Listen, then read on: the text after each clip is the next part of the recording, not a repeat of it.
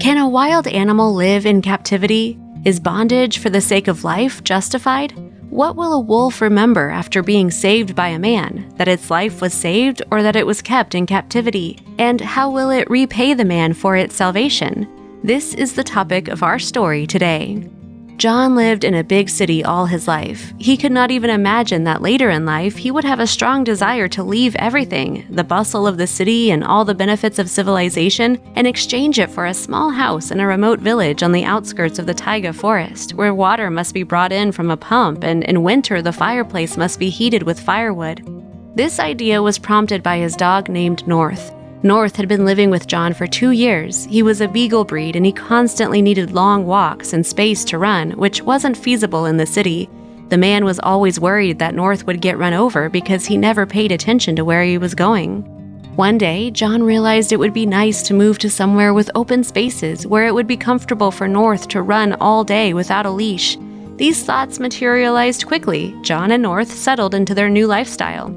The locals helped with practical advice on how to survive. John even learned how to hunt small game. North walked with him through the forest and followed his master everywhere. But after 3 years, North passed away. John grieved for a long time and even thought about moving back to the city, but then something happened that changed his mind. On one of his hunts, John heard a quiet squeak in the bushes.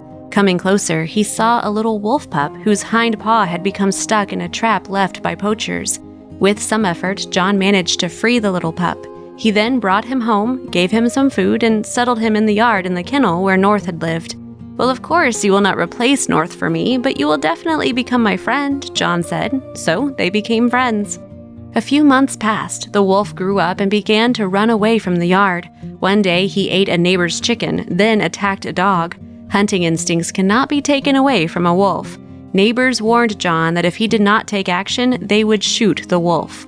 So John built a spacious enclosure for him, but the wolf only laid indifferently all day, refusing food and water, and then howled all night.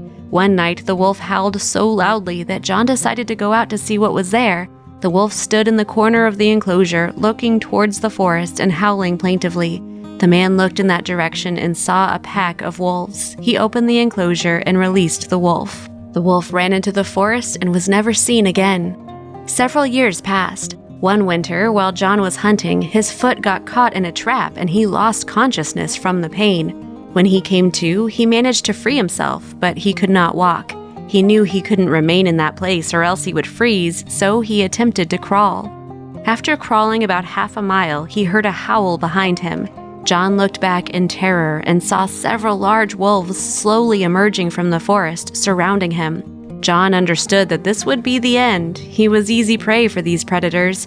However, it was at this moment that he noticed the leader of the pack had a limp. John yelled, "Is that you, mate? Wow, what a huge team you have gathered for yourself. Well done." He knew the wolf couldn't understand him. Maybe he was just delirious from the fear, pain, and cold.